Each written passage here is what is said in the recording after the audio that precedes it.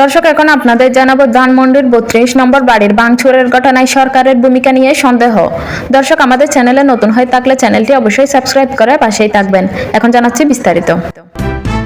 ঢাকায় ধানমন্ডি ৩২ এবং সুধা সদনেই থেমে থাকেনি হামলা ভাঙচুর। খুলনা, চট্টগ্রাম, নোয়াখালী, সিলেট সহ বাংলাদেশের বিভিন্ন জায়গায় ক্ষমতাচ্যুত আওয়ামী লীগ নেতাদের বাড়িঘরে শেখ মুজিবুর রহমানের প্রকৃতিতে ভাঙচুর করা হয়েছে। এমনকি ঘণ্টার পর ঘণ্টা সময় ধরে ভাঙচুরের এসব ঘটনায় ব্যবহার করা হয় বুলডোজার, এক্সকাভেটর। পরিস্থিতি নিয়ন্ত্রণে আইনশৃঙ্খলা রক্ষাকারী বাহিনী কোনো ভূমিকা রেখেছে এরকম কোনো উদাহরণ নেই।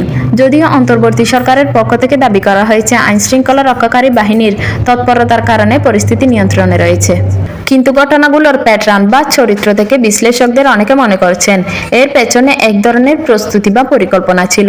সে প্রেক্ষাপটে সরকারের দিক থেকে সেভাবে শক্ত অবস্থান দৃশ্যমান ছিল না, ফলে সরকারের ভূমিকা নিয়ে সন্দেহ প্রকাশের এবং প্রশ্ন তোলার সুযোগ তৈরি হয়েছে। বুধবার সন্ধ্যায় ধানমন্ডি ৩২ নম্বর থেকে ভাঙচুরের ঘটনা শুরু হয়ে দেশের বিভিন্ন প্রান্তে ছড়িয়ে পড়ে। Desk report, NOI Bangla news.